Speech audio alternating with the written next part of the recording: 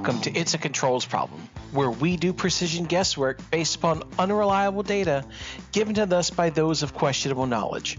I'm your host, Charles Johnson.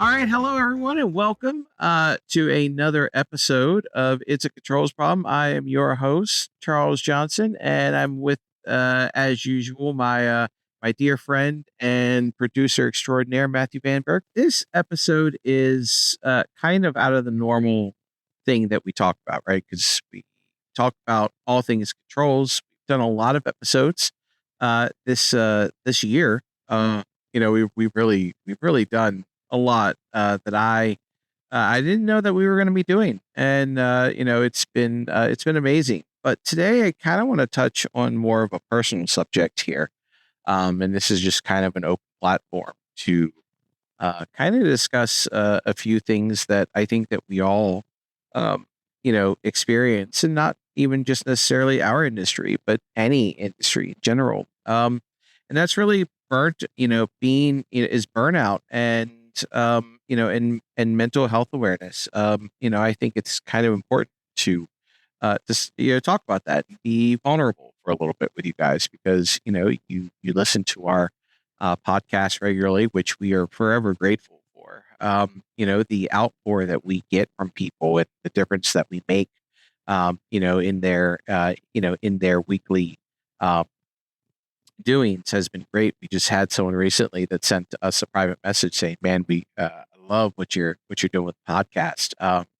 It made both of us feel really good about what we're doing, and knowing that what we're doing is in general the right direction. But burnout is real, and what I mean by that is in the controls industry, and we'll talk about controls industry first, and then I'll get a little personal with you guys. Controls is not a normal 9 to 5 job.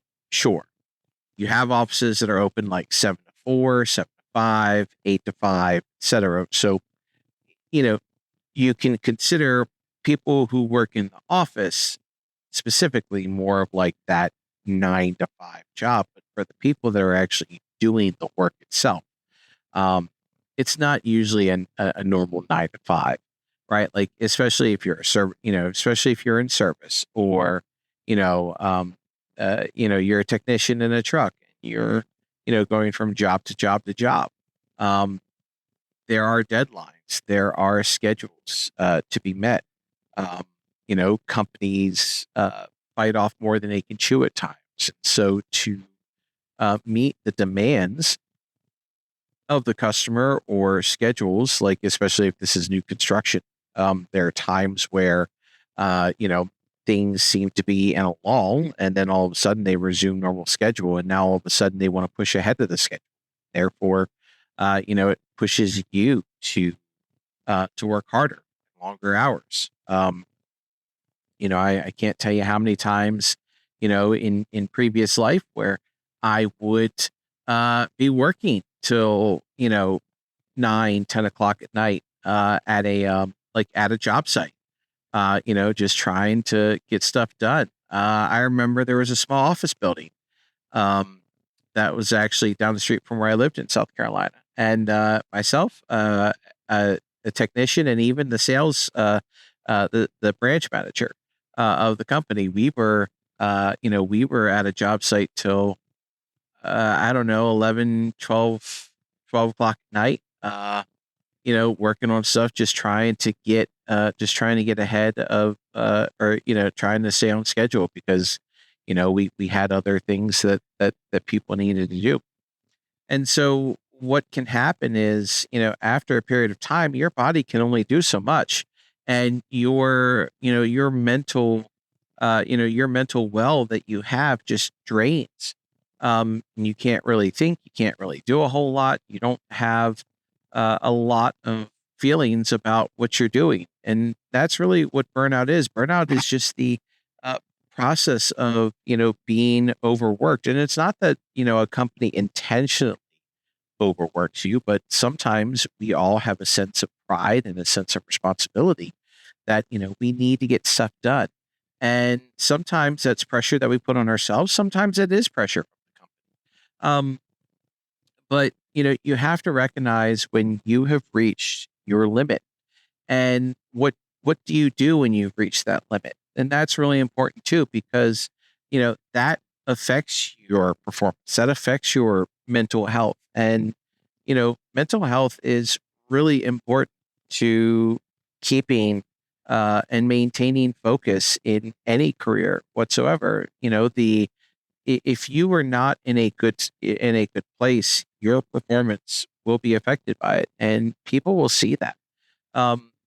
Even things that happen in personal life. You may be dealing with a lot of things at home, and then you're dealing with a lot of things at work, and it all is just this perfect storm of of just unneeded stress, and it makes you feel some type of way. I'm sure that everyone has felt this, um, but I really just kind of want to talk more about this, and how and how to handle it, or even when to recognize that that it's happening, because sometimes it happens when we're too late.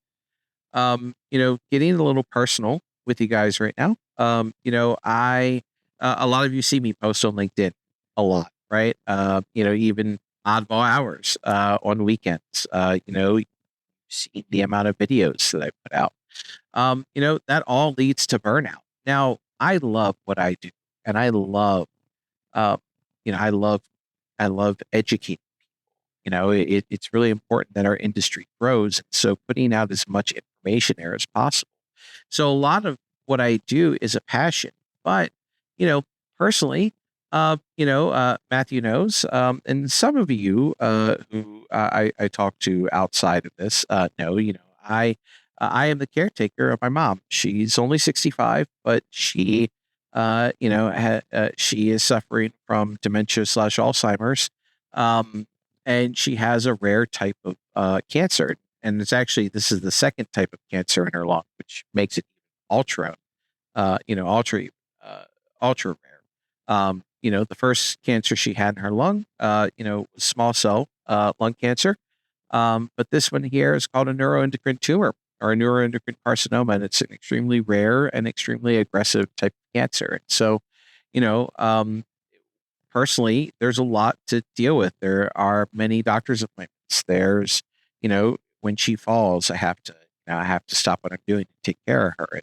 And I do have, some support now from family. I moved my sister in here.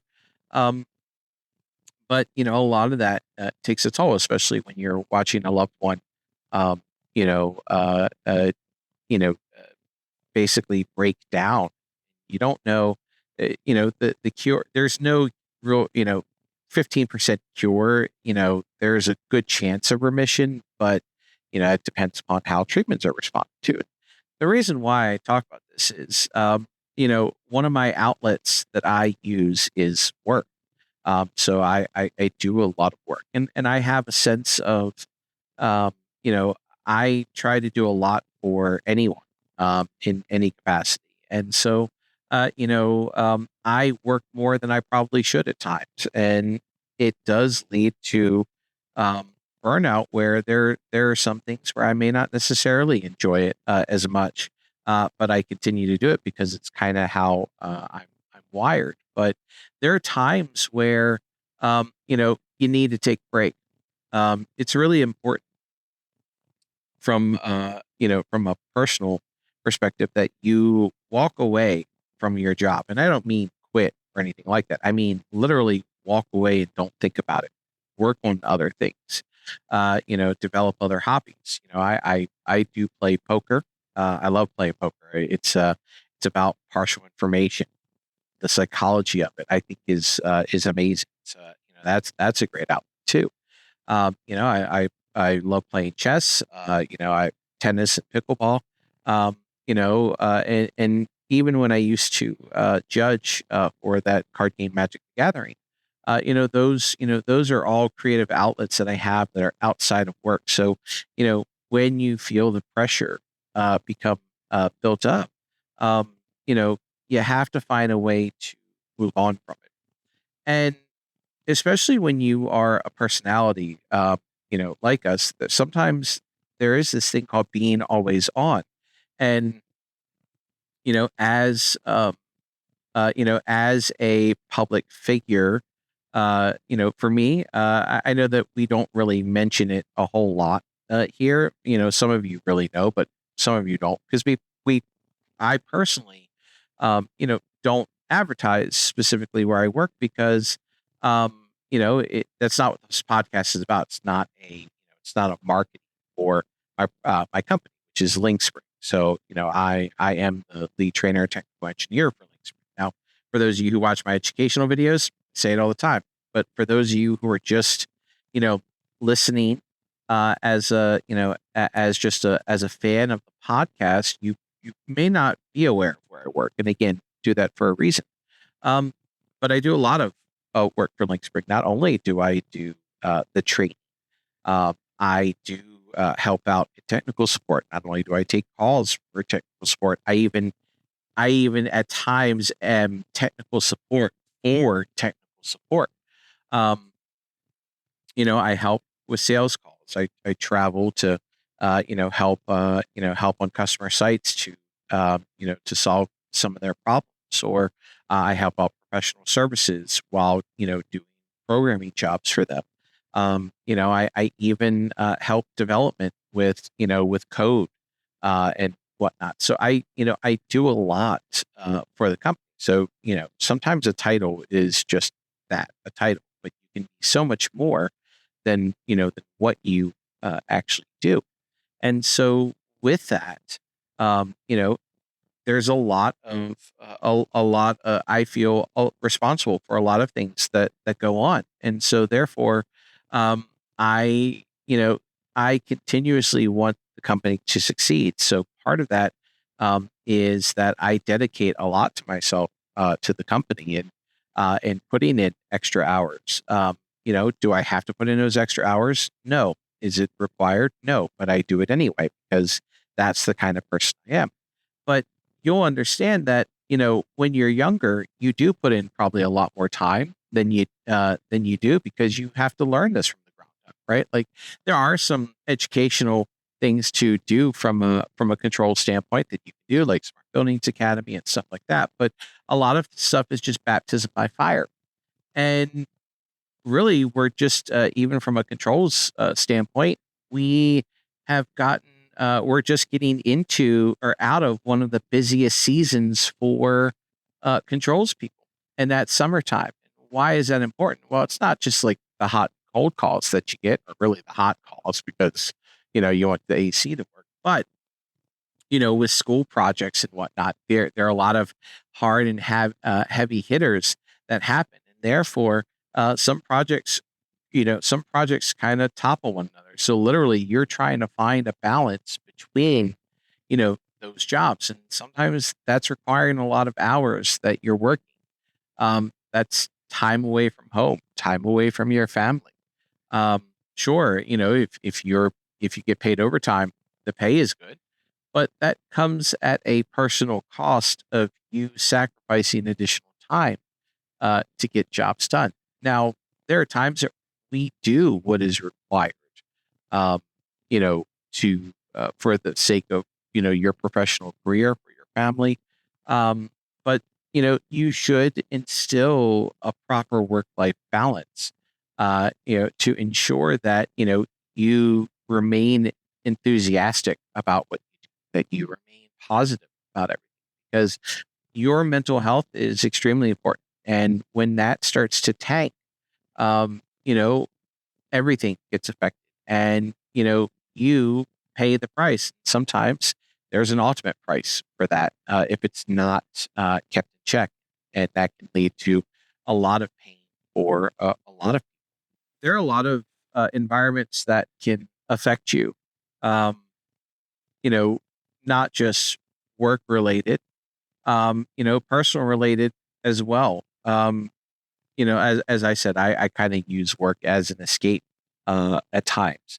Um, while I really enjoy it, there are times where I'm just like, man, I am really tired of it. You know, one thing that that you kind of have to do um, to to keep things fresh, to keep things exciting, professionally, is finding newer things to do because maybe you're just tired of doing one thing over and over again. Um, one thing that I will tell you that I don't really like doing anymore is actually programming jobs. Now that might seem weird because I'm a Niagara instructor, um, and I did a lot of programming and I show you a lot of code. Well, that is true. I have a lot of my videos are now about program objects and such, and I have a developer series, on the Learning Hub, which I have more episodes to release here soon. Just some things that I'm tweaking about that, and I actually have a conference coming up that I'm also preparing for it. So, I've got a lot to do. But what do I do? At least, let's say, how do I prevent burnout at work while at work? Well, the way that I do that is I find something. So, like the program objects and stuff like that, the coding that you're seeing there specifically, um, is actually a new outlet to have because I'm finding new and exciting ways to show people what you can actually do uh, in the Niagara framework specifically. Um, and when I tell you that I don't really like programming a lot of jobs anymore, it's because at times I'm actually bored with them. Um, I've been in the industry for a long time. I've worked on some very large jobs, and so I've seen a lot. I can't say I've seen it all, but I've seen a lot. So yeah, programming VAVs, done it a billion times. VAV air handlers. You know, uh, a lot of that stuff is just you know you know the principles, you know the concepts, and there might be a tweak here and there, but otherwise you're just kind of duplicating that. Like newer chill water plants are kind of really I like seeing new things from that side, but even at that point, there's still a ceiling that that is hit. And so programming specifically, if I wanted a job being a programmer, at ABC Controls Company, I would do that. But that's not why, it's not what I do now. It's not my bag. Sometimes your perspectives change in what you think. So, like, when you see people go from, technician to project manager, well, after so many years of doing something, you've done it all, or maybe your body just can't handle it anymore. So you need a change of pace. Don't be afraid to explore those different options in your company, or maybe even another company. Um, One thing that I do stress to my students a lot is sometimes the company that you start with isn't your home, and you actually have to find your home in the controls world. It's actually really important for that because there are companies out there that will just work you to death. Um, they do care about you at some point, and some don't, but but in the end, you're replaceable. You're a number, and if you were to give out, and not be able to work anymore, well, they have to. The show must go on, so they're going to hire someone to replace you. Um, there are companies that do really stress good work life balance, and there are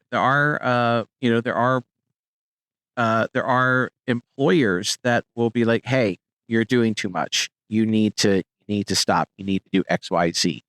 Um, even in my company, I have two bosses. One is the head uh, of technical support, and the other is the president of the company. So anything technical support related, I talk to him. Everything else outside of that, I talk to her about. Um, but she knows that I work a lot, and he also knows that I work a lot. Work on weekends, nights. Sometimes I'm up till 2 or 3 in the morning, or I get up at 2 or 3 and start work. Um, they both care deeply about my home situation, and they want to make sure that I take the appropriate amount of time to handle my loved ones right now, and anything else can wait. And that's really they're like, look, it's not important. You take care of yourself. This stuff will be here when you come back. That's hard. It's a hard concept for me because I'm used to doing a lot of this.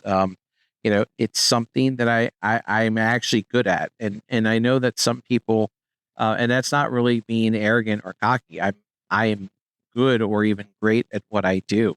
I am a known entity. I've made my mark in this industry now, especially moving to Lake Spring 3 years ago.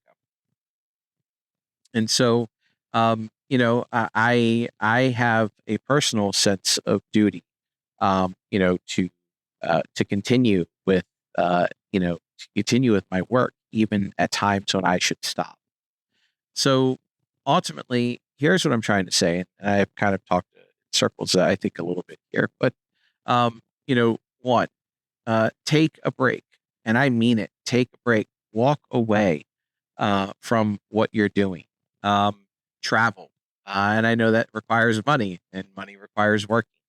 You know, create a small savings, even if it's not like to a different country, right? Like or outside the state. Maybe you just go somewhere inside the state that you've never been to, or maybe you decide that you pick up another hobby that you may have thought about. Having a creative outlet outside of what you do is extremely critical to ensure that you continue to do what you love, and uh, and be a person to anyone. There are people out there that love you, and they care about you, and they want you to be successful in all aspects, not just professionally, but even personally as well. I have a lot of colleagues that are like, "Why are you still working?" And I'm like, "I don't know." They're like, "Well, you should stop that." Like they really do care.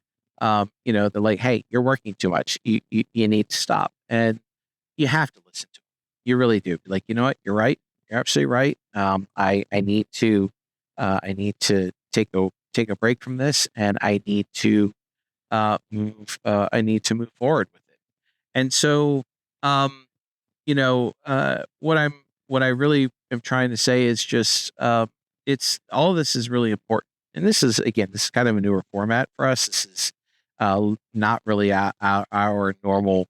We're definitely out of our comfort zone here, but this is something I am passionate about. Want to make sure that um, people understand.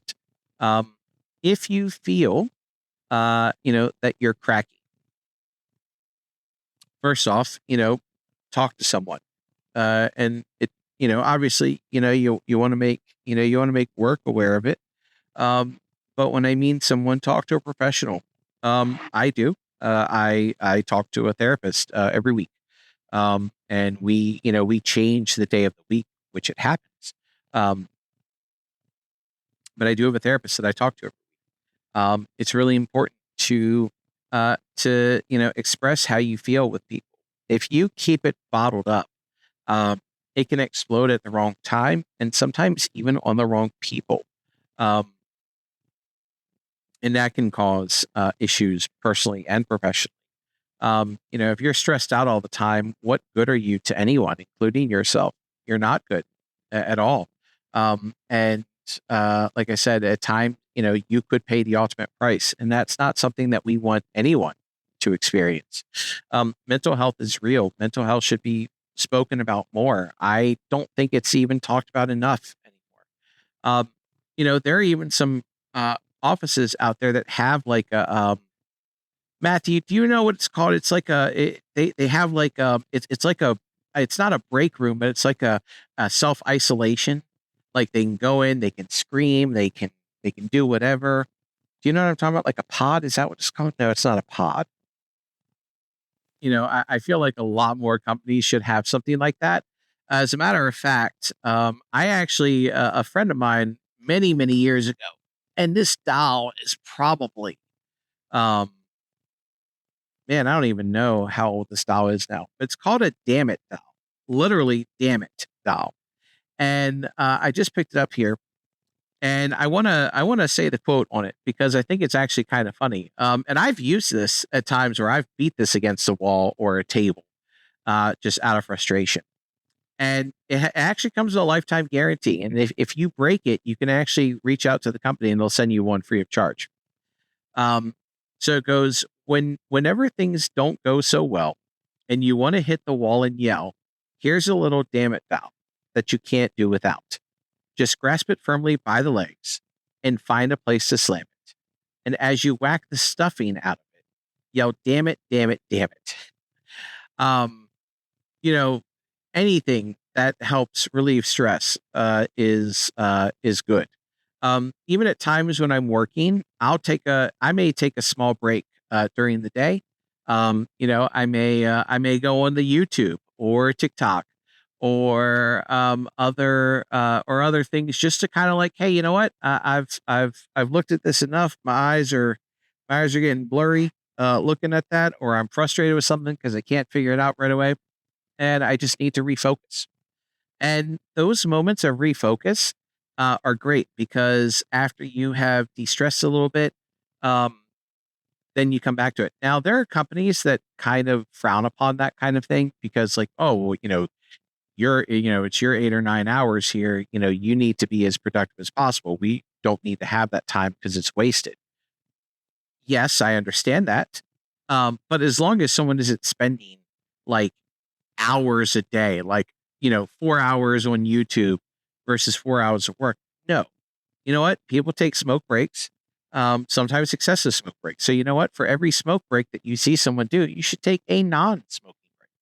Uh, that's what I say, and do something. So yeah, so like I'll refocus my attention on something just to kind of break the monotony of what I could be doing. Matthew, do you have anything to add about that? Burnout is more than just being a little stressed. It's a serious occupational phenomenon that takes a profound toll on our health, our relationships, and our ability to function. The statistics paint a stark picture of its impact on mental health. Recent surveys show that over half of employees have reported feeling burned out in the past year because of their jobs. This isn't just a subjective feeling, it directly correlates with significant mental health challenges. Burnout is not a badge of honor. It is classified by the World Health Organization as an occupational phenomenon resulting from chronic workplace stress that has not been successfully managed. It has three core dimensions: feelings of energy depletion or exhaustion, increased mental distance from one's job, or feelings of negativism or cynicism, and reduced professional efficacy. The data confirms this is an epidemic. Globally, an estimated 12 billion working days are lost every year due to depression and anxiety, costing the world economy approximately $1 trillion in lost productivity. Now, let's make that about you. When you feel that unrelenting stress, it's not just in your head, it's physical and it's chemical. High stress levels keep your body in a constant state of alert, flooding your system with cortisol. Over time, this chronic exposure to stress hormones has serious mental and physical consequences. Depression risks have skyrocketed. As we mentioned, employees experiencing true workplace burnout have an astonishing 180% increased risk of developing depressive disorders. Think about this, what this number means personally. If you're battling burnout, you're nearly 3 times more likely to be on the path towards clinical depression. The loss of self is impactful. Burnout often manifests as depressionalization, a cruel term that means you lose your connection to your work and often yourself. The cynicism is not a personality flaw. It's a symptom of a nervous system that has been pushed too far. Tasks you once enjoyed now feel pointless. The things that motivate you are replaced by an overwhelming, exhausting obligation. And for many, this isn't just work feeling. That cynicism bleeds into your home life, making you irritable, withdrawn, and disconnected from the people that need you most and that you love the most. Now, here's where the problem is compounded. When leadership denies burnout is a reality, this denial, or the culture that promotes a constant hustle without regard for well being, is genuinely dangerous. When leaders dismiss employee struggles, they create a toxic environment. A burned out manager can become indecisive, less empathetic, and ultimately less effective, causing a negative ripple effect across the entire team. By denying the reality of burnout, organizations risk higher turnover, lower morale, and a systemic erosion of trust. It sends a message that the company values output over the person, and that ultimately is a failure of leadership. This brings us to the most important point of all. The message I want you to take to heart. You have to put yourself first. Think about it this way. Your job, no matter how much you love it, how essential it feels, or how many late nights you pull, is fundamentally transactional. If you leave for any reason, promotion, resignation, illness, depression, your role will be posted and eventually someone else will sit in that seat. The work will continue. No matter how indispensable you feel, the office will move on. The projects will move on. They will continue in your absence. But for your family, your friends, the people who truly love you, the people that you love, your absence is a permanent gaping hole. No company will remember your late nights or praise the sacrifice of your health on your deathbed. But your children, your partner, your parents, and your closest friends, they will remember every moment you missed. Every memory you couldn't make because you were too exhausted, too stressed, or too focused on the job that would replace you in a week. Protect your peace. Guard your energy. Set boundaries. Take your days off and log off when your work is done. Because in the end, your legacy isn't your email inbox. It's not the project at hand. It's not how many units are up and running. For you, it's the love and the presence of those relationships and the well-being you share with the people who would never dream of replacing you. Prioritize your life because it's the only one you get. All right. Well, that's all we have for this episode. Remember to stay curious and always put yourself first. Until next time, I'm Charles. And I'm Matthew.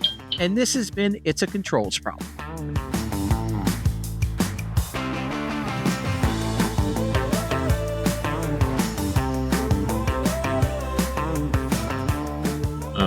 They're Obi-Wan Kenobi, which would be you.